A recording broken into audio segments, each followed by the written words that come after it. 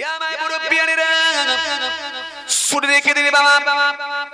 বিশ্ব নবীকে জিজ্ঞাসা করা হলো, ইয়া রাসূলুল্লাহ ইয়া হাবিবাল্লাহ হুজুর মাল ঈমান قال إذا سرتك حسنتك وساءتك سيئتك فأنت مؤمن। বিশ্ব নবীকে জিজ্ঞাসা করা হলো, হুজুর গো ঈমান কি?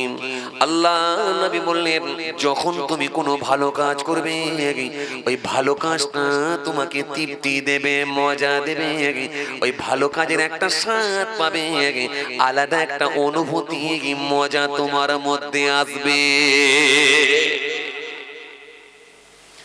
মক্কা শরীফ আল্লাহর কাবা বাইতুল্লাহ শরীফ তওয়াফ করছেন, ইহরামের কাপড় পরে নিয়েছেন, কাবা বাইতুল্লাহ শরীফ তওয়াফ করছেন। বহু মানুষকে আমি দেখলাম, হায় রে হায়, আল্লাহর কাবা বাইতুল্লাহ সামনে যখন গেছে পৃথিবীর সবকিছু ভুলে গেছে। ছেলের কথা মনে নাই, বিবির কথা মনে নাই, মেয়ের কথা মনে নাই, জামাইয়ের কথা মনে নাই, খালি তার একটাই মনে আছে, কোথায় আমি দাঁড়িয়ে আছি? কাবা বাইতুল্লাহর সামনে। যে ঘরটা আমার আল্লাহর ঘর, যে ঘরে তওয়াফ করার জন্য সারা পৃথিবীর মানুষ এসে হাজির হয়ে যায়, আর ওরই উপরে আকাশের উপরে আমার আল্লাহর কুদরতি ক্ষমতায় ফেরেশতাদেরকে নিয়ে আমার আল্লাহ ফেরেশতাদের জন্য আরেকটা ঘর বানাতে বলেছিলেন, যে ঘরটার নাম হলো বাইতুল মামুর। বাইতুল মামুরে ফেরেশতারা তওয়াফ করে, ঘুরে ঘুরে পদক্ষেপ করে, আর ওরই নিচে পৃথিবীর জমিনে কাবা বাইতুল্লাহ, যে কাবা ঘরে তওয়াফ করে গোটা পৃথিবীর মানুষ ওখানে পৌঁছে গিয়ে পাগল হয়ে গেছে। মানুষ আস্তে আস্তে বাবাজি আমার ভাইরা আল্লাহর ইশকে মহব্বতে সব ভুলে গেছে। দু চোখ দিয়ে পানি গড়াচ্ছে, ঝরঝর করে কাঁদছে, মাবুদ ক্ষমা করে দাও, মাফ করে দাও। এত কাঁদছে লোক, কাঁদছে, ভেউ ভেউ করে কাঁদছে। বিশ্বাস করেন ওই জায়গাটাই দোয়া কবুলের জায়গা। ওই জায়গায় যদি কেউ আন্তরিকতার সহিত মুহাব্বতের সহিত আমার আল্লাহ দরবারে একবার কেঁদে কেঁদে বলতে পারে, আমার আল্লাহর ওয়াদা আছে, আমার আল্লাহ আপনার দোয়াকে কবুল করে নেবেন। আরো জোরে বলেন, আরো জোরে বলেন। আপনাদের জানা আছে সোশ্যাল মিডিয়ায় খুব ভাইরাল হয়েছিল, আপনাদের সামনে সেই তথ্যটা তুলে ধরি। একজন অন্ধ লোক, দু চোখে অন্ধ, চোখে দেখতে পায় না, কাবা বাইতুল্লাহ গেলেন। কাবা বাইতুল্লাহ সামনে গিয়ে ওই অন্ধ ব্যক্তিটা তিনি আল্লাহর কাবা শরীফের সামনে গিয়ে ওই অন্ধ মানুষটা আল্লাহ দরবারে চোখের পানি ছেড়ে কেঁদেছিলেন, কাবা বাইতুল্লাহ তওয়াফ করেছিলেন, আমার আল্লাহ দরবারে কেঁদে কেঁদে মনের কথা জানিয়েছিলেন। তার অন্তরটা এত পরিষ্কার ছিল, মনটা এত ভালো ছিল, জিহ্বায় টেস্ট পেয়েছিল, আমার আল্লাহ কবুল করে নিয়ে ওই অন্ধ ব্যক্তিটার আমার আল্লাহ দৃষ্টি শক্তি ফিরিয়ে দিয়েছিলেন। আরো জোরে বলেন, আরো জোরে বলেন। যে কাবা বাইতুল্লাহ সামনে গিয়ে পৃথিবীর মানুষ যদি একবার দোয়া চায়, বেশক আল্লাহ দরবারে কবুল হয়ে যায়। আবার সেই কাবা বাইতুল্লাহ সামনে গিয়ে অনেক মানুষ দেখে ফেসবুকে ছবি তুলে পোস্ট করে। ও তরুণীরা শুনে রাখো, অনেক মানুষ ওই জায়গায় গিয়ে ভিডিও কলে কথা বলে আর বউকে দেখায় কাবা বাইতুল্লাহ। এই ছবির দিকে মন চলে যাওয়ার কারণে, তার আন্তরিকতা ভালোবাসা আল্লাহর দিকে না ফিরে আসার কারণে ওই জায়গায় সে তৃপ্তি, মজা, আলাদা যে অনুভূতি, এই অনুভূতিটা কিন্তু তার মধ্যে আসে না। সুতরাং একই জায়গায় দু রকম মানুষ, কারোর ভেতর আলাদা একটা শান্তি, আলাদা অনুভূতি আসছে, আর কারোর ভেতরে কিছুই মজা আসছে না। দীঘায় বেড়াতে যাওয়া আর হাজারদুয়ারি বেড়াতে যাওয়া, কাবা বাইতুল্লাহ যাওয়া, ওখানে যে যদি মন পরিবর্তন না হয়, ওখানে গিয়ে যদি আপনার মনটা পরিষ্কার যদি না হয়, ওখানে গিয়ে যদি চোখ দিয়ে এক কাতরা পানি যদি ঝরিয়ে না দেওয়া যায়, বুঝতে হবে ভাবে আপনার ঈমানের স্বাদ এখনো আপনি পাচ্ছেন না, পরিপূর্ণ ঈমানদার এখনো আপনি হতে পাচ্ছেন না। সুতরাং আমার নবী বলেছেন প্রত্যেকটা ভালো কাজে তাকে স্বাদ পেতে হবে, মজা পেতে হবে। সুতরাং স্বাদ কারা পাবে? যাদের ভেতরে আল্লাহর মহব্বত, নবীর মহব্বত আছে, যাদের অন্তরের মরিচাগুলোকে পরিষ্কার করতে পেরেছে, আলা ওয়াহিয়াল কলব, যাদের কলবকে যারা ঠিক করে নিতে পেরেছে, তারাই নবী চিনেছে, তারাই আল্লাহর ওলি চিনেছে, তারাই বড় পীর চিনেছে, খাজা সাহেব চিনেছে। কিন্তু দাঁড়িয়ে মোতাবতে পানি নেয় না, বিড়ি টান দেয়। এরা কিন্তু এমএ পাস, বিএ পাস হতে পারে, কিন্তু আধ্যাত্মিক লাইনের ব্যাপারটা এরা বুঝতে পারে না। এদের অন্তরে মরিচাই পরিপূর্ণ হয়ে গেছে। সুতরাং ঈমানের স্বাদ কিন্তু ওরা পায় না। যাদের জিহ্বা খারাপ হয়ে গেছে, খাবারের মজা তারা পায় না। একই খাবার যারা খাচ্ছে, যাদের জিহ্বা ভালো আছে, খাবারের স্বাদ, খাবারের মজা তারা পেয়ে যাচ্ছে। কথা কি বুঝতে পারলেন বাবাজি? কি বুঝলেন? জিহ্বা খারাপ হয়ে গেলে স্বাদ পাওয়া যাবে না, আর ঈমান কমজোর হয়ে গেলে, ঈমান দুর্বল হয়ে গেলে, পরিপূর্ণ ঈমানদার না হলে স্বাদ তুমি ওলি আল্লাহ চিনতে পারবে না, নবী চিনতে পারবে না। তখন মুখ দিয়ে, তোমার মুখ দিয়ে এটাই বেরোবে যে নবীর মুখ দিয়ে নাকি দুর্গন্ধ বেরোতো। নাউজুবিল্লাহ। হ্যাঁ ভাই, বাস্তব বলছি। বক্তা বলছে ওয়াজ করতে করতে, ইউটিউব সোশ্যাল মিডিয়ার যুগ আপনারা দেখছেন তো, বক্তা বলছে যে নবীর মুখ দিয়ে এত দুর্গন্ধ বার হচ্ছে, জিবরাইল ফেরেশতা বলছে হুজুর যান মেশওয়াক করে আসেন, আপনি মুখ দিয়ে আসেন। জোরে বলবেন না নাউজুবিল্লাহ। আল্লাহু আকবার, আল্লাহ। এরাও মাইকে উঠে ওয়াজ করছে, এরাও মাইকে উঠে ওয়াজ করছে। আপনি যাবার সময় আপনি মনে রাখবেন দীর্ঘদিন ধরে তাহাজ্জুদের নামাজ পড়ছেন, আপনি রাসূলুল্লাহ সুন্নতের উপরে পাবন্দী আছেন, আপনি যাবার সময় বলতে বলতে যাবেন কি বলেন তো, তাওবা আস্তাগফিরুল্লাহ। এই কি কথা? এটা বলবেন না আপনি যে নবীর মুখ দিয়ে দুর্গন্ধ বলে দিয়ে গেল বক্তারা? নাউজুবিল্লাহ, এই কি কথা? কিন্তু আপনার ছেলেটা, যে ছেলেটা মাস্টার ডিগ্রি করেছে, যে ছেলেটা হায়ার সেকেন্ডারি করে এখানে বসেছে, যে ছেলেটা উচ্চ মাধ্যমিক পরীক্ষা দিয়ে উচ্চ মাধ্যমিক কমপ্লিট করে এখানে বসেছে, যে ছেলেটা গ্র্যাজুয়েশন কমপ্লিট করে বিএ থার্ড ইয়ার কমপ্লিট করে সে ছেলেটা এখানে বসেছে, সে ছেলেটা কখনো দাঁড়িয়ে মুতেছে, কখনো বসে মুতেছে, কখনো পানি নিয়েছে, কখনো পানি নেয় না, কখনো ঈদ বকরিদ মন গেছে পড়েছে, জুম্মা তো 2 রাকাতের বেশি কোনোদিন পড়ি না, আবার মন না গেলে জুম্মাও যায় না। তো সেই ছেলেটা যখন এখান থেকে যাবে, সে কি বলবে বলুন তো? নবী আমাদের মতো মানুষ তো, তাহলে হলে হতেও পারে, মুখ দিয়ে গন্ধ বেরোতেই পারে। এবারে বলেন, যে বক্তা বলে দিয়ে গেল যে নবীর মুখ দিয়ে দুর্গন্ধ বার হচ্ছে, জিবরাইল ফেরেশতা বলছে আপনি মুখ ধুয়ে আসেন, তাহলে বলেন সূক্ষ্ম ছোট্ট কথাতে কেমন করে মানুষকে পথভ্রষ্ট, কেমন করে মানুষকে ঈমানের খাতরা করলো, কেমন করে তার আকীদা খারাপ করলো, বোঝা গেল? কথা বুঝতে পারছেন না আপনারা? তাহলে আপনি বাপ ঠিক জায়গায় আছেন কেন? আধ্যাত্মিক লাইনের মানুষ, আপনি তওবা পড়ে চলে গেলেন, নাউজুবিল্লাহ বলে চলে গেলেন, কিন্তু আপনার ছেলেটা তো নিতে পারলো না কেন? সে তো গ্র্যাজুয়েশন কমপ্লিট করেছে, মাস্টার ডিগ্রি করে বসে আছে, এমএ পাস। সে যখন বলল না বক্তা ঠিকই বলেছে, ওয়াইজিন ঠিকই বলেছে, তার ঈমানটা কোথায় গেল? একবার বলেছে নবীর প্রতি কত খারাপ ধারণা এলো, একবার বুঝতে পারলেন? হ্যাঁ, এই রকম ভাবে মানুষকে পথভ্রষ্ট করছে একটা শ্রেণীর মানুষ, তারা স্টেজে উঠে বলছে নবীর মুখ দিয়ে দুর্গন্ধ বার হবে। নাউজুবিল্লাহ। জি, স্টেজে উঠে বলছে কিয়ামতের ময়দানে নবী সাফাত করবেন তো অনেক দূরের কথা, নবী নিজে পার হতে পারবেন নাকি তাই চিন্তিত হয়ে পড়বেন। নবী ফ্যাল ফ্যাল করে দেখবেন কোথায় মিজানের দিকে, আমার পাল্লা হালকা হচ্ছে না ভারী হচ্ছে। তোরে বলতে পারেন না নাউজুবিল্লাহ মিন যালিক। হ্যাঁ, এরা বলছে বক্তা তাহলে কিভাবে মানুষকে পথভ্রষ্ট করা হচ্ছে, কিভাবে মানুষকে গুমরা করা হচ্ছে বুঝে আসছে আপনাদের? ঈমান কোথায় দিয়ে যাচ্ছে বুঝতে পারছেন? বক্তব্যের শুরুতে কি বলেছিলাম? একদিক দিয়ে জীবন হরণ করা, মানুষের জীবন নিয়ে খেলা চলছে, আর একদিক দিয়ে ঈমান শেষ করার একটা পরিকল্পনা চলছে। এটাই আমার বক্তব্য শুরুতে ছিল। ছিল কি ছিল না? বলেছিলাম না?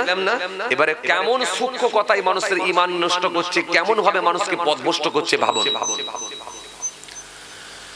অথচ রাসূল করিম সাল্লাল্লাহু আলাইহি সাল্লাম সম্পর্কে আল্লাহ রাব্বুল আলামিন কোরআন শরীফের মধ্যে একাধিক আয়াত দিয়েছেন। পূর্বের বক্তা আমার আগে যিনি আলোচনা করছিলেন তিনি রাসূলুল্লাহর শান নিয়ে আলোচনা করছিলেন মনে হলো সম্ভবত। তাহলে বলেন, নবীর ইজ্জত যেখানে আল্লাহ নিজে বুলন্দ করছেন, নিজে বাড়াচ্ছেন, নিজে বাড়িয়ে দিয়েছেন, সেখানে যদি কোনো মানুষ আমার নবীর সম্মানকে নিয়ে খাটো করার চেষ্টা করে, আমার রাসূলুল্লাহ সম্মানের হানি কি কেউ করতে পারবে? কথা বলেন না কেন আপনারা? পারবে? জোরে বলেন, পারবে? পারবে না। আমার রাসূল করিম সাল্লাল্লাহু আলাইহি সাল্লাম তিনি সাফা পাহাড়ের উপরে উঠে আল্লাহর নির্দেশ মক্কার মানুষদেরকে দাওয়াত দাও। আমার নবী সাফা পাহাড়ের উপরে উঠে মক্কার মানুষদেরকে দাওয়াত দিলেন, ও আবুদুল্লাহ ওয়ালা তুশরিকু বিহি শাইআন, তোমরা এক আল্লাহর অনুসরণ করো, আল্লাহর সঙ্গে কেউ শরীক করো না। এই কথাটা বলতেই মক্কার মানুষগুলো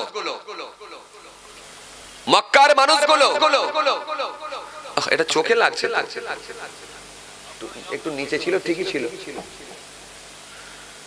মক্কার মানুষগুলো সাফা পাহাড়ের পাদদেশে দাঁড়িয়ে আছে, আর আমার রাসূল করিম সাল্লাল্লাহু আলাইহি ওয়াসাল্লাম যখন তো বললেন যে তোমরা এক আল্লাহর অনুসরণ করো, আল্লাহর সঙ্গে শরীক করো না, এই কথা বলার পরে তাদের মধ্যে আবু লাহাব মক্কার কাফেরদের লিডার চিৎকার মেরে উঠে বললেন, এ মুহাম্মদ সাল্লাল্লাহু আলাইহি ওয়াসাল্লাম, তুমি ধ্বংস হয়ে যাও, ধ্বংস হয়ে যাও, ধ্বংস হয়ে যাও।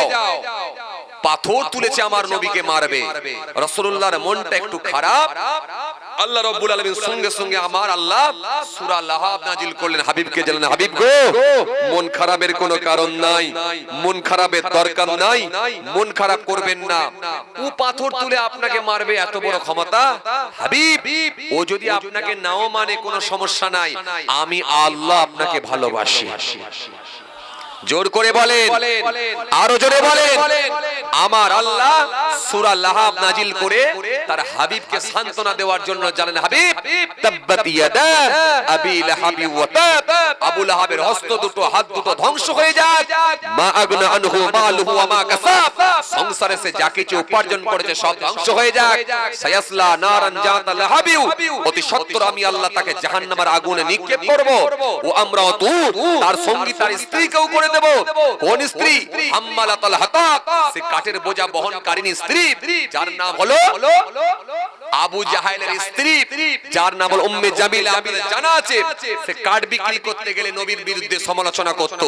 আল্লাহ বলেন তার সঙ্গী তার স্ত্রীকেও করে দেব, ফি জিদিহা হাবলুম মিন মাসাদ, তার মরণটা এত কষ্টদায়ক করে দেব, খেজুর গাছে রশি গলায় গিয়ে বসবে আর পেছন দিকে কাঠের বোঝা উল্টে যাবে। ওই অবস্থাতেই আমি আল্লাহ তার মৃত্যু লিখে রেখেছি।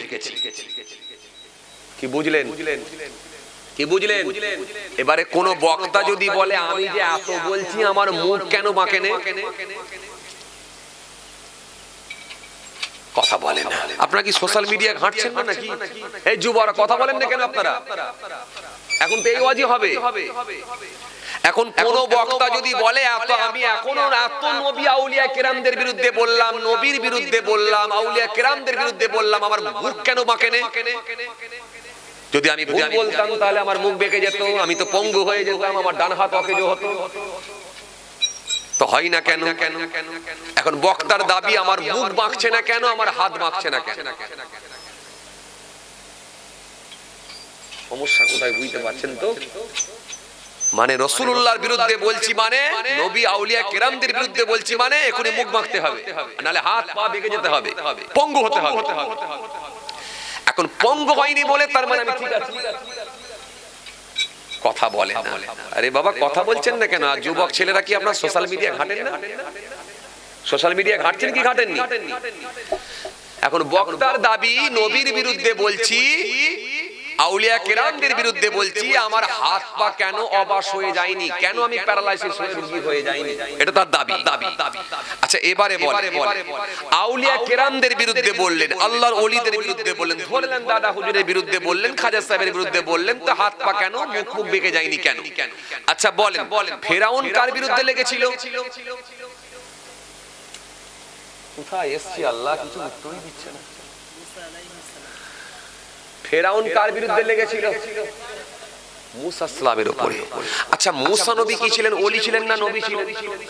জোরে বলো। নবী বলতে কেমন নবী? হ্যাঁ আল্লাহ রসুল ছিলেন, রসুল ছিলেন। তাহলে রসুল ছিলেন না নবী ছিলেন? নবী ছিলেন, তাহলে রসুল ছিলেন না? কথা বলেন না। এবার আমি ক্লিয়ার করি, শোনেন। আপনাদেরকে ওই জন্যই প্রথম থেকে বলছিলাম, যখন কোনো বক্তা ওয়াইজিন হুজুর বিশ্বায় বক্তা যেই ওয়াজ করবে ধ্যান কিন্তু তিনার দিকে রাখবে। এতে করে কি হবে, কিছু অজানা বিষয়গুলো হয়তো জানা হয়ে যেতে পারে। কেন এটা তো একটা ক্লাস। এখানে তো এলে আর সেই কি বলে, এখানে তো এলে আর কোনো ব্যক্তি হারমোনিয়াম নিয়ে উঠবে না, এখানে আর কোনো কি বলে ড্যান্সার উঠবে না। এখানে যারা উঠবে ওয়াইজিন বক্তা হুজুর পীর সাহেব আলেম ওলামারা উঠবেন, দু চার কথা তারা নসিহত অজনসিহত করবেন, সেটা কোরআন হাদিস থেকে যা যেমন আল্লাহ জ্ঞান দিয়েছেন, বাল্লিগু আন্নি ওয়ালাউ আয়া, নবী দায়িত্ব দিয়েছেন যেহেতু। এবারে যে কথা বোঝাতে চাইছিলাম, মুসা আসলাম ছিলেন নবী এবং রাসূল। কথা বুঝতে, মুসা আসলাম ছিলেন নবী এবং রাসূল। কেন? তিনার উপর আল্লাহ রাব্বুল আলামিন একটা খুশি হয়ে কিতাব নাজিল করেছিলেন। কোন কিতাব?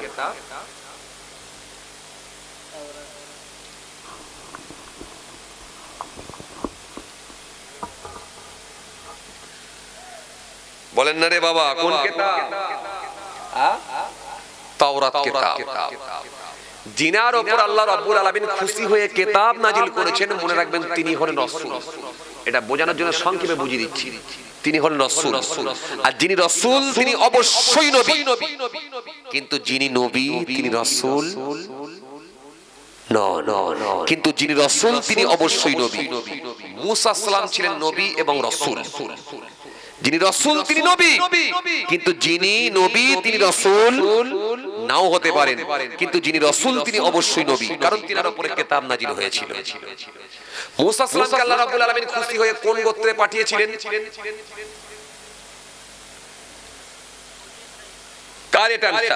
বনি ইসরাইল গোত্রের মানুষদের কাছে আল্লাহ রাব্বুল আলামিন খুশি হয়ে পাঠিয়েছিলেন।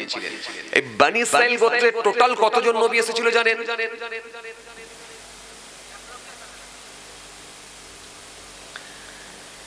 মুসা আসলামকে আল্লাহ খুশি হয়ে গিয়ে বনি ইসরাইল গোত্রে পাঠিয়েছিলেন। আর মুসা আসলামকে হেল্প করার জন্য, সহযোগিতা করার জন্য, আল্লাহর কথাগুলো মানুষের সামনে প্রচার প্রসারের জন্য, তিনাকে সহযোগিতা করার জন্য আরো কম বেশি প্রায় 70টা নবীকে আল্লাহ পাঠিয়েছিলেন। বনি ইসরাইল গোত্রে 70 জন নবী এসেছিল। এমনকি তিনার ভাই হযরতে হারুন আসলামকে আল্লাহ রাব্বুল আলামিন নবী করে পাঠিয়েছিলেন। জোরে বলতে পারেন না, আরো জোরে হয় না? ভাই ছিলেন নবী আর ইনি ছিলেন নবী এবং রাসূল। কথা বুঝে গেল? তাহলে মুসা আসলামের উপরে জুলুম, অত্যাচার, নির্যাতন যাই বলেন না কেন কে করেছিল? নাম বলো, নাম বলো। পৃথিবীর ইতিহাসে যিনি একজন বিখ্যাত হয়ে দাঁড়িয়েছে, বদমাইশ নাম্বার 1, নাম হলো তার ফেরাউন। নাম হলো তার ফেরাউন। মুসা নবী বলছেন, আল্লাহ দিকে ফিরে আসুন, আপনার নাম হলো ফেরাউন, লোকটা বড় গরম। মুসা নবী বলছেন, থাকবেন না গরম, হয়ে যান আপনি নরম, আল্লাহ দিকে ফিরে আসুন। যখন সে আসলো না, আল্লাহ বলেন, ও মুসার হবে না, পাঠাচ্ছি আমি আল্লাহ ফেরেশতা, পানিতে ডুবিয়ে করব ওকে শায়েস্তা। এবারে বলেন মুসা নবীর পিছনে লাগার পরে মুসা নবীর উপরে এত জুলুম করার পর আল্লাহ কি প্রথমেই তার মুখ মাখিয়েছিল? কথা বল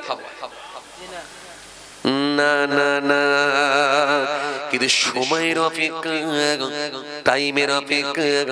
আর একজন এক নবীর নাম বলি, যার নাম হলো হযরত ইব্রাহিম আলাইহিস সালাম। এই ইব্রাহিম নবীর উপরে শত্রুতা করেছিল টপ র্যাঙ্কের একজন বদমাশ, নাম হলো তার নমরুদ। আর এক অদ্ভুত বেঁচে ছিল 1700। নবী ইব্রাহিম বললেন আল্লাহর দিকে ফিরে আসো, চলে এসো। যখন সে আসলো না, আল্লাহ বললেন ও ইব্রাহিম আর হবে না, পাঠালাম আমি আল্লাহ ছোট্ট একটা মশা, এবারই করব ওকে সোজা। কি দিয়ে মেরেছিলেন? কথা বলেন না। কি দিয়ে? কি দিয়ে?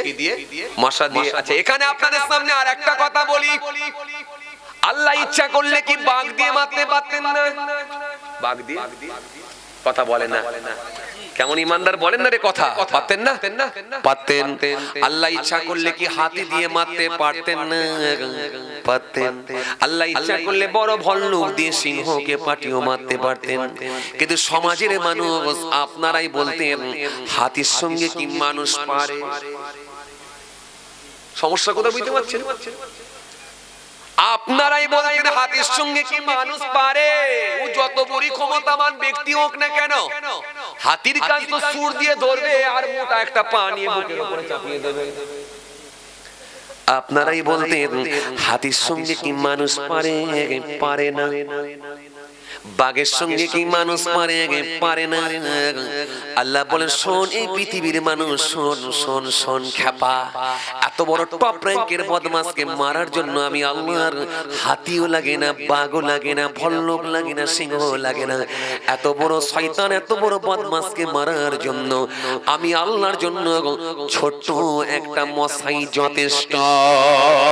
কিয়ামত পর্যন্ত আমি আল্লাহ দৃষ্টান্ত দিয়ে, আমি আল্লাহ দৃষ্টান্ত স্বরূপ আমি আল্লাহ মানুষকে দেখাতে চাই, এত বড় বদমাশ গুলোকে আমি আল্লাহ আমি ছোট্ট মশা দিয়ে ফিনিশ করেছি। পৃথিবীর জমিনে তোমরা বাড়াবাড়ি করো না, খবর আছে। মিথ্যা বলো না, খবর আছে। লোকের জমি হাত মেরে নিও, লোকের জমি বর্গা করো না, খবর আছে। লোকের খাবার কেড়ে নিও না, খবর আছে। আমানতের খেয়ানত করো না, খবর আছে। পৃথিবীর জমিনে যত বড় মাস্তান তুমি হও না কেন, নমরুদের থেকে বড় মাস্তান হতে পারবে না। নমরুদকে মারতে আমি আল্লাহর বেশি কোন সময় লাগে না, ছোট্ট একটা মশাই আমার জন্য যথেষ্ট। তাফসীর যদি আপনি পড়েন, একদিন দুদিন তিন দিন নয়, 1700 বছর বাঁচিয়ে রেখেছিলেন আল্লাহ। কাকে? নমরুদকে। 1700 বছর তাফসীর পড়লে আপনি বুঝতে পারবেন। আলাম তারা ইলাল্লাযী হাজ্জা ইব্রাহিম ফি রাব্বিহি আন আতাহুল্লাহুল মুলক ইয ক্বালা ইব্রাহিম রাব্বিয়াল্লাযী ইহয়ী ওয়া ইউমীত ক্বালা আনা উহয়ী ওয়া উমীত ক্বালা ইব্রাহিম ফা ইন্নাল্লাহা ইয়াতি বিশ-শামসি মিনাল মাশরিক ফাআতি বিহা মিনাল মাগরিব ফাবহিতাল্লাযী কাফার আল্লাহু লা ইয়াহদিল কওমাজ যালিমিন। লম্বা ঘটনা হয়ে যাবে, ওইদিকে আমি যাচ্ছি না। মাস্তানকে আল্লাহ সাইজ করলেন ছোট্ট মশা দিয়ে। আচ্ছা বলেন, 1700 বছর বাঁচিয়ে রাখলেন আল্লাহ। নবী হযরত ইব্রাহিম নবীকে কত কষ্ট দিল কি নমরুদ। আল্লাহ তো ইচ্ছা করলে প্রথম দিনে তার আঙুলটা বাঁকাতে পারত। আসল জায়গায় ফিরে এলাম, কিন্তু ভালো করে লক্ষ্য করেন, আল্লাহ ইচ্ছা করলে তার তো ডান হাতটা ঘুরিয়ে দিতে পারত।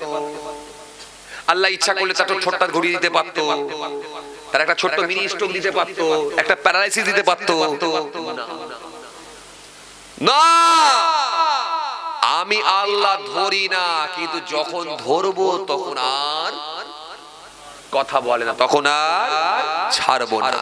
এই জন্য রাসূলুল্লাহর বিরুদ্ধে যারা কথা বলো, আউলিয়া কিরামদের বিরুদ্ধে যারা কথা বলো, আল্লাহর ওলিদের বিরুদ্ধে যারা কথা বলো, সময়ের অপেক্ষা। আল্লাহ ধরে না, ধরে না, যখন ধরবে তখন কিন্তু উঠে আর ঘাস খেতে আর লেকচার মারতে পারবে না। ঘুম থেকে উঠবে, দেখবে সাইজ শাহিদ। কারণ নবীর বিরুদ্ধে কথা বললে আল্লাহ মেনে নেবে না। আউলিয়া কেরাম যারা আল্লাহর ওলি হয়ে গেছে তাদের বিরুদ্ধে কথা বললে আল্লাহ মেনে নেবে না।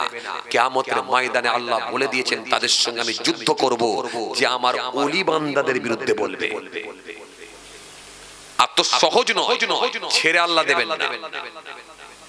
কিন্তু বড় দুঃখের সঙ্গে বলতে পারি, বড় দুঃখের সঙ্গে বলতে হয়, আজকে ঈমানকে নিয়ে মানুষের মধ্যে ঈমান নষ্ট করার একটা চক্রান্ত চলছে।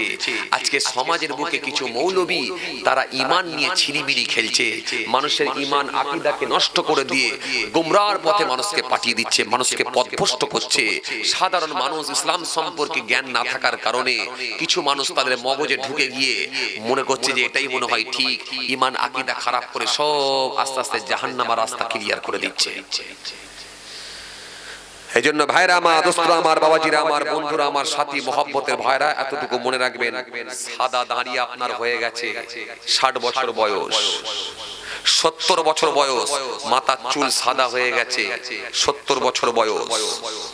একদিন এরকম জলসার আপনিও ছিলেন সভাপতি, আপনিও ছিলেন কেসিয়ার, আপনিও ছিলেন সেক্রেটারি, ডান হাতে করে হুজুরকে টাকা দিয়েছেন, ডান হাতে বাঁ হাত ঠেকিয়ে হুজুরের সঙ্গে মুসাফা করেছেন। এই ডান হাত বাঁ হাত দিয়ে আপনি কত হুজুর, কত বক্তা, কত পীর সাহেব, কত ওয়াইজিন ঘাটাঘাটি করেছেন। কিন্তু বলবো আমি আপনাকে একটাই, 70 বছরে আপনি যে ওয়াজ শুনলেন না, সেই ওয়াজ যদি আজকে আপনার কানে এসে পৌঁছায়, তাহলে আপনি কি 70 বছর যে ওয়াজ শুনলেন সেগুলো সব ভুল? আমার কথা ধরতে পারছেন আপনারা কি বলছি? 70 বছর আপনি ওয়াজ শুনলেন, নবীর কথা শুনলেন, আল্লাহর কথা শুনলেন, কখনো শুনলেন না যে নবীর মুখ দিয়ে দুর্গন্ধ বার হতো, ফেরেশতা জিবরাইল বললেন যে আপনি মুখ ধুয়ে আসেন। এটা 70 বছর ওয়াজ শুনলেন, কোনোদিন শুনলেন না। তাহলে আজকে যে বক্তা আপনার সামনে বলে দিল নবীর মুখ দিয়ে দুর্গন্ধ বার হতো, ফেরেশতা বলল আপনি মেসওয়াক করে আসেন, যান, আমি আপনার দুর্গন্ধ সহ্য করতে পারছি না। ফেরেশতা বললেন যান, আপনি মুখ ধুয়ে আসেন। তাহলে আপনারা কি ভাবছেন এই কথাটাই ঠিক হলো আপনার কাছে? তাড়িয়ে দেন। শুধু তাড়ানো নয়, জুতোর মালা গলায় দিয়ে তাড়ান, মারবেন না, জুতোর মালা গলায় দিয়ে তাড়ান, স্বাগতম করে তাকে রিসিভ করে জুতোর মালা গলায় দিয়ে তাড়ান। 70 বছর আপনি ওয়াজ শুনলেন, সব ভুল, এটাই ঠিক? লা ইলাহা ইল্লাল্লাহ মুহাম্মাদুর রাসূলুল্লাহ সাল্লাল্লাহু আলাইহি ওয়াসাল্লাম, এই কালেমা শরীফ পড়ি, এটা আমাদের ঈমান। এখন যদি কোন বক্তা এসে বলে দেয় লা ইলাহা ইল্লাল্লাহ মুহাম্মাদুর রাসূলুল্লাহ সাল্লাল্লাহু আলাইহি ওয়াসাল্লাম, এই মুহাম্মাদুর রাসূলুল্লাহটা কেটে বাদ দিতে হবে, এটা চলবে না, আপনি মেনে নেবেন? লা ইলাহা ইল্লাল্লাহ ইব্রাহিম খলিলুল্লাহ, লা ইলাহা ইল্লাল্লাহ মুসা কালিমুল্লাহ, লা ইলাহা ইল্লাল্লাহ ঈসা রূহুল্লাহ, লা ইলাহা ইল্লাল্লাহ মুহাম্মাদুর রাসূলুল্লাহ সাল্লাল্লাহু আলাইহি ওয়াসাল্লাম। এখন বক্তা বলছে মুহাম্মাদুর রাসূলুল্লাহ বললে শিরক হয়ে যাবে, বলা যাবে না। নাউযুবিল্লাহ মিন যালিক। ঈমান আকীদা কোথায় গিয়ে পৌঁছাচ্ছে বুঝতে পারছেন তো? আমি আপনাকে আবার বলছি, আপনি 70 বছর ওয়াজ শুনেছেন, আপনার এক্সপেরিয়েন্স আলাদা হবে, কিন্তু আপনার উচ্চ মাধ্যমিকের ছেলেটা নেটে ফার্স্ট, কিন্তু জলসা শোনায় ফার্স্ট নয়, তার চিন্তা ভাবনাটা আলাদা হবে। সে তখন নেটে শুনে বলবেন না ঠিকই আছে, এলাকায় গন্ডগোল হবে, বাপ বেটায় গন্ডগোল হবে। সাবধান হয়ে যা। এইজন্য মনে রাখবেন, রাসূল করিম সাল্লাল্লাহু আলাইহি ওয়াসাল্লাম যে হাদিস পাকের মধ্যে বলেছেন, যে হাদিসটাকে সামনে টেনে এনে আমি এতদূর এলাম কি আল্লাহ রাসূল বললেন, প্রত্যেকটা ভালো কাজের একটা স্বাদ, মজা, তৃপ্তি পাওয়া যাবে। আর তৃপ্তি যদি না পাও তখন তোমাকে বুঝতে হবে কাজ হচ্ছে না, আর অসৎ কাজে তোমাকে ব্যতীত হতে হবে। লটারির টিকিট যেদিনে কেটেছো, রাতের বেলা এসে তোমার বিবেক তোমাকে বাধা দেবেই, টেনে কান মুলতি হবে। যদি তুমি ঈমানদার হও, টেনে কান মুলে আল্লাহর কাছে তওবা করবে, আল্লাহ ভুল করে ফেলেছি, কেটে ফেলেছি, ওয়াদা দিচ্ছি তোমার সঙ্গে আর কখনো কাটবো না। আর এই অসৎ কাজে যদি ব্যতীত না হয়ে যদি আল্লাহর দিকে ফিরে না আসতে পারো, তাহলে মনে রাখো তুমি মুমিন হতে এখনো পারোনি। কি বুঝলেন? এই হাদিসকে সামনে রেখে আপনাদের সামনে আমি এত দূর আলোচনা করতে করতে আমি চলে এলাম। আমি বুঝাতে চেয়েছিলাম কি প্রত্যেকটা জিনিসের মজা স্বাদ আলাদা হবে যদি তার জিহ্বা ভালো থাকে, আর জিহ্বা খারাপ হয়ে গেলে কিন্তু স্বাদ মজা টেস্ট বুঝবে না। ঈমান যদি পরিপূর্ণ থাকে তবে আউলিয়া কেরামদের সে চিনতে পারবে, পৃথিবীর জমিনে বড় পীর সাহেবকে চিনতে পারবে, খাজা সাহেবকে চিনতে পারবে, রাসূলুল্লাহকে বুঝতে পারবে। আর যদি তার ঈমান কমজোর হয়ে যায় তাহলে কিন্তু সে নবীকে চিনতে পারবে না, আউলিয়া কেরামদের চিনতে পারবে না। তার ঈমান যদি কমজোর হয়ে যায়, ঈমান যদি ধ্বংসের দিকে এগিয়ে যায় তাহলে কিন্তু কাজ হবে না। বুঝে আসছে? কষ্ট হচ্ছে আপনাদের? এই জোর করে বলেন কষ্ট হচ্ছে? একটু আওয়াজ দিয়ে বলতে হবে কষ্ট হচ্ছে। মাশাআল্লাহ, কষ্ট হয় নাকি? কষ্ট না হয়নি হুজুর, এটা বলা ভালো না খারাপ? কষ্ট হয় না যদি বলা হয় লক্ষণটা ভালো না খারাপ? কি করে ভালো? তাহলে আরো কিছুক্ষণ বসবে বলো। আমি কি বুঝাতে চাই ধরতে পারছেন না? কষ্ট হয়নি হুজুর, এই লক্ষণটা ভালো না খারাপ?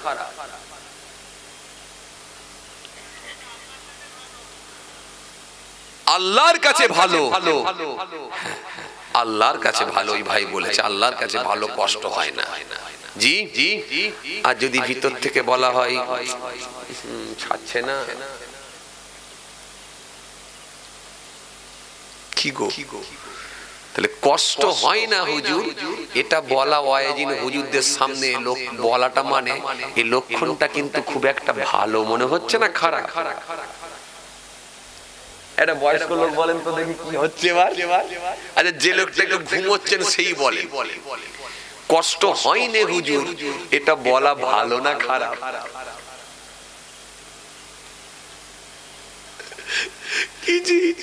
কষ্ট হয় না বললি তো চাপ বেড়ে গেল, কথা ঠিক কিনা? যাক ভাই শোনেন, মহব্বত ভালো, ভালোবাসা ভালো, ভক্ত হওয়া ভালো, কিন্তু অন্ধ ভক্ত হওয়া ভালো নাই, কথা ঠিক কিনা? মাশাআল্লাহ মাশাআল্লাহ মাশাআল্লাহ। জি জি, একটা কথা শোনেন, এটা কিন্তু বলতে হবে হুজুর, কষ্ট হলেও কিন্তু আমরা এই জায়গায় কষ্টকে সয়ে নেবার মতো আমাদের ক্ষমতা আছে। জোরে বলবেন না? আরো জোরে বলবেন না? কেন আমরা জানি সারা রাত নফল ইবাদত করার থেকেও 1 ঘন্টা দিনই আলোচনা হলো উত্তম। সুতরাং এই জায়গায় বসে আছি, কোরআনের কথা রাসূলুল্লাহর কথা যদি শুনি, এতে আমাদের লস নাই বরং লাভই আছে। কষ্ট হলেও কিন্তু আমরা মেনে নিতে রাজি আছি। তাহলে একবার তাকবীর দিয়ে দেখান, নারে তাকবীর। আরো জোরে দেন নারে তাকবীর, আওয়াজ করে দেন নারে তাকবীর।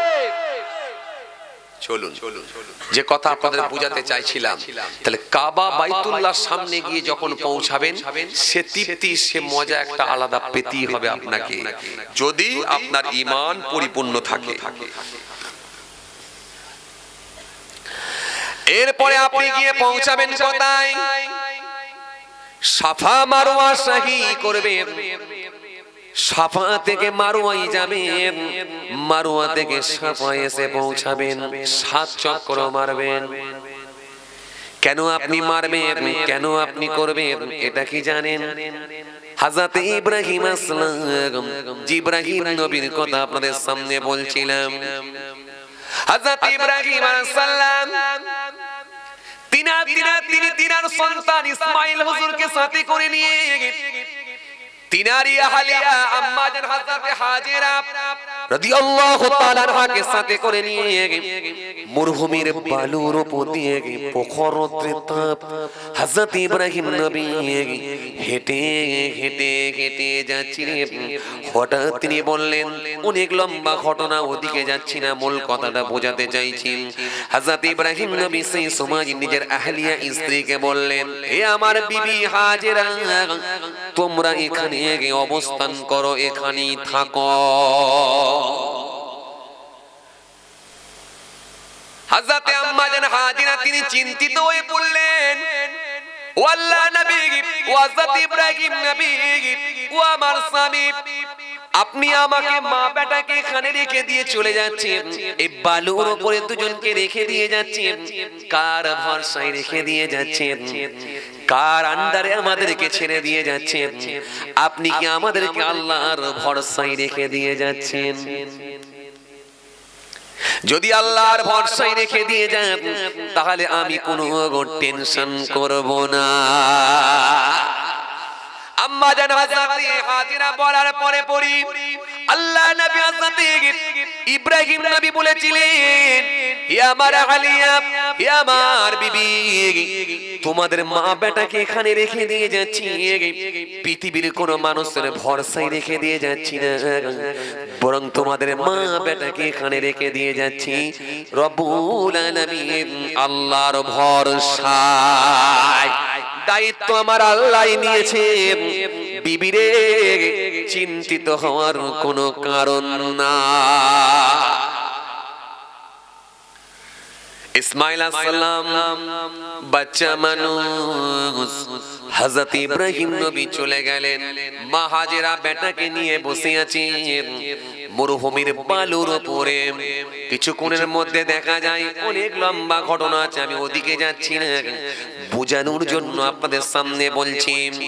মা হাজেরা রাদিয়াল্লাহু তাআলা আনহা তিনি লক্ষ্য করে দেখতে পেলেন সন্তান ইসমাইল আলাইহিস সালাম বড় পিপাসায় তিনি কাতর হয়ে পড়েছেন, তেষ্টা লেগেছে, পিপাসা, নিজের স্তনে দুধ নাই। হযরত ইসমাইল আলাইহিস সালাম পানি পানি পানি, পানি কোথায় পাবো, পানি কোথায় পাবো? আম্মা জান হযরত হাজেরা রাদিয়াল্লাহু তাআলা আনহা তিনি সাফা পাহাড়ের উপরে উঠে পড়লেন, চারিদিকে এদিক ওদিক তাকিয়ে যখন পানি দেখতে পেলেন না, আম্মা জান হযরত হাজেরা রাদিয়াল্লাহু তাআলা আনহা তিনি সাফা পাহাড়ের উপরে উঠে পড়লেন, উঠে তিনি এদিক ওদিকে এদিকে ওদিকে তাকাতে লাগলেন। মারওয়া পাহাড়ের দিকে যখন তিনার নজরটা গেল, আম্মা জান হাজেরা দেখতে পেলেন মারওয়া পাহাড়ের দিকে একটা চিকচিকে ভাব, যেন পানি পানি মনে হচ্ছে পড়ে আছে, চিকচিকে ভাব। কেননা অনেক সময় আমরা যখন গ্রীষ্মকালে গাড়ি নিয়ে, চার চাকা নিয়ে, দু চাকা আমরা যখন ড্রাইভ করি, দূরের দিকে তাকালে আমরা দেখতে পাই যেন একটা পানি পানি ভাব, চিকচিকে ভাব, যেন মনে হচ্ছে পানি ভেসে আছে। কাছে গিয়ে দেখি পানি নাই, পানি নাই, পানি নাই, বরং পানি মনে হয়েছিল, কিন্তু কাছে গিয়ে দেখলাম পানি না। এরকম ঘটনা ঘটে মাঝে মাঝে, ঘটে। আম্মা জান হযরত হাজেরা সাফা পাহাড়ের উপরে উঠে মারওয়ার দিকে যখন নজর দিলেন, তিনি তাকিয়ে দেখলেন পানি মনে হচ্ছে ওখানে আছে। আম্মা জান হাজেরা রাদিয়াল্লাহু তাআলা আনহা, আম্মা জান হাজেরা থাকতে না পেরে সাফা পাহাড় থেকে নেমে পড়লেন। নেমে তিনি মারওয়া পাহাড়ের দিকে অগ্রসর হলেন, মারওয়া পাহাড়ের দিকে যেতে লাগলেন। হাজী সাহেবরা হজ করতে গেলে দেখবেন ওই মারওয়া পাহাড়ের দিকে যাবার পথে আপনি দেখবেন ওপরে দেখবেন একটা সবুজ কালারের, গ্রিন কালারের একটা বাতি লাগানো আছে। ওই বাতিটা যেখান পর্যন্ত দেওয়া আছে, প্রত্যেকটা হাজী সাহেবকে ওই জায়গাতে দৌড়াতে হয়, ছুটতে হয়। কেননা ওই জায়গায় ছুটতে হয়। মা হাজেরা রাদিয়াল্লাহু তাআলা আনহা তিনি ওই জায়গাটায় ছুটেছিলেন, দৌড়েছিলেন। ওই জায়গাটায় দৌড়ানোর জন্য প্রত্যেকটা হাজী সাহেবকে ছুটতে হয়। এই সাফা মারওয়া পাস সাহি করাটা আমার আল্লাহ প্রত্যেকটা হাজী সাহেবের জন্য কবুল করেন। এই সাফা মারওয়া সাহি করাটা প্রত্যেকের জন্য আল্লাহ ওয়াজিব করে দিয়েছেন। সারা পৃথিবীর মানুষ আজও যায় পাগলের ন্যায় যায়, সাফা থেকে মারওয়া, মারওয়া থেকে সাফা, সাফা থেকে মারওয়া 7 চক্র মারতে হয়, 7 বার তাকে যেতে হয়, আসতে হয়। ও তরুণীরা শোনো, গ্রিন বাতি যেখানে লাগানো আছে ওই জায়গাটাই তাকে দৌড়াতে হয়। এই যেতে যেতে অনেক দোয়া আছে, ওগুলো তাকে পড়তে পড়তে পড়তে পড়তে যেতে হয়। কোরআন শরীফের আয়াত পড়তে হয়, ইন্নাস সাফা ওয়াল মারওয়াতা মিন শাইরিল্লাহ ফামান হাজ্জাল বাইতা বি'তামারা ফালা জুনাহা আলাইহি আন ইয়াতাওয়াফা বিহিমা ওয়া মান তাতাওয়া খায়রান ফা ইন্নাল্লাহা শাকিরুন আলীম। এটা পড়তে পড়তে পড়তে পড়তে যায়। ও তরুণীরা শোনো, অনেক দোয়া আছে, পড়তে পড়তে যেতে হবে। কেন মা হাজেরা রাদিয়াল্লাহু তাআলা আনহা তিনি বাচ্চার পানির জন্য যখন দৌড়েছিলেন, আল্লাহ এই কাজটাকে পছন্দ করে নিয়ে পৃথিবীর হাজী সাহেবদের জন্য সাফা মারওয়া সাইটাকে ওয়াজিব করে দিয়েছে। কষ্ট হচ্ছে আপনাদের? জোর করে বলে এখনো না? এই পেছন দিকের ভাইরা বলেন তো কষ্ট হচ্ছে? একটু জোর করে বলেন না রে বাবা, কষ্ট হচ্ছে? তাহলে একবার তাকবীর দেন না, আরে তাকবীর না, যা হচ্ছে সামনের উপর দিয়ে যাচ্ছে। কিন্তু পেছন বেঞ্চির লোকেরা কিন্তু খুব একটা খাতা নিয়ে চলে এসছো, বলবে তো আমাকে, তাহলে ছেড়ে দিলাম ভাই। থাক থাক থাক, আবার অন্যদিন হবে। এখন এই ভাই ওয়াল্লাহ অনেক টাইম হয়ে গেছে। এই থাক থাক, তাহলে থাক, আবার হবে এখন ইনশাআল্লাহ। আমি তো আসি মাঝে মাঝে। আল্লাহু আকবার। ঘড়ি ফড়ি দেখছেন তো নাকি আপনারা? নাকি আপনাদের এখানে ঘড়িগুলো সব লেটে চলে? লেটে চলে না তো? মাশাআল্লাহ মাশাআল্লাহ মাশাআল্লাহ।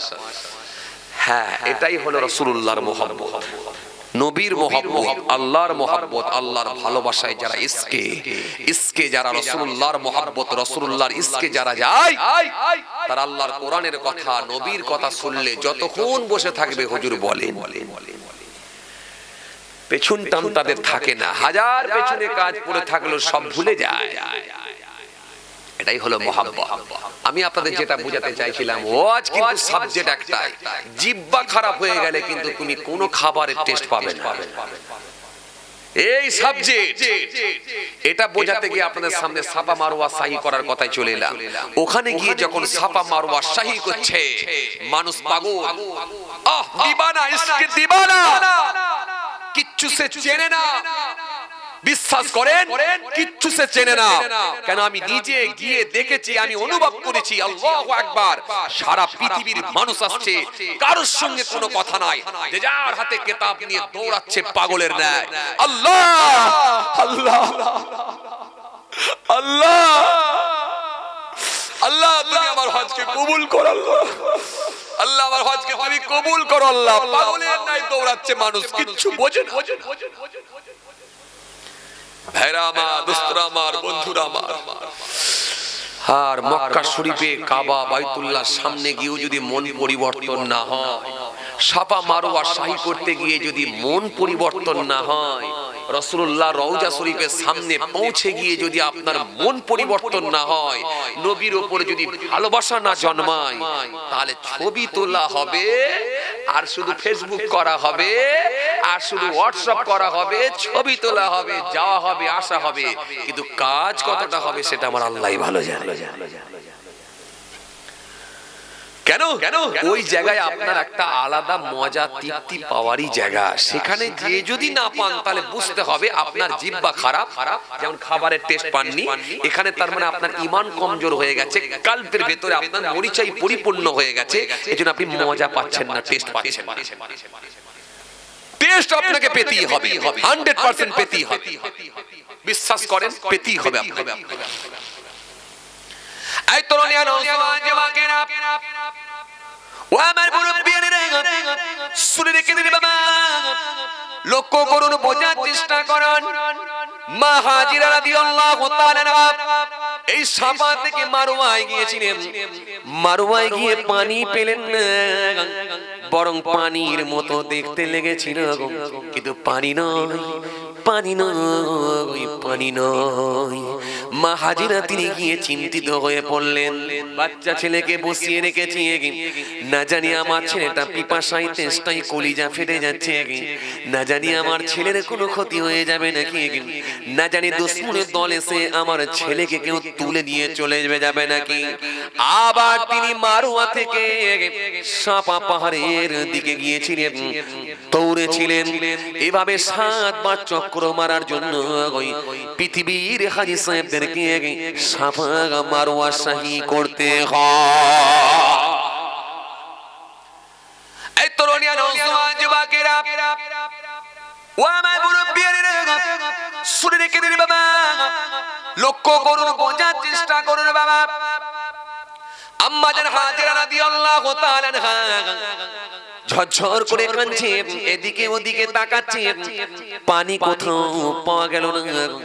কিতাবের মধ্যে পাওয়া যায়, কোন বর্ণনায় পাওয়া যায় পুত্র হযরত ইসমাঈল আলাইহিস সালামের পায়ের আঘাতে, কেউ কেউ বলে হযরত জিবরাইল ফেরেশতার পায়ের গোড়ালি লাগাতে গরম বালুর উপর থেকে, মরুভূমির গরম বালুর উপর থেকে আল্লাহর নিজ কুদরতি ক্ষমতা, ওই গরম বালুর উপর থেকে আমার আল্লাহ রাব্বুল আলামিন দয়া করে মরুভূমির বালুর নিচে থেকে পানি তুলতে শুরু করে দিলেন। আরো জোরে বলেন, আরো জোরে বলেন, আরো জোরে বলেন।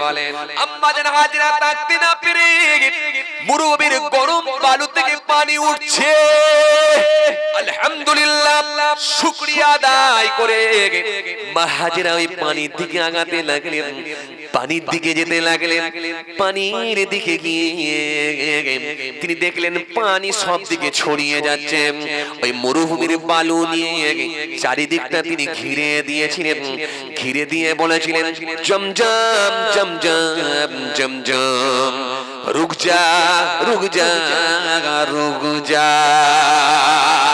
যখনই তিনি এই কথাটা বলেছিলেন, পানিটা এক জায়গায় স্থির হয়ে গিয়েছিল।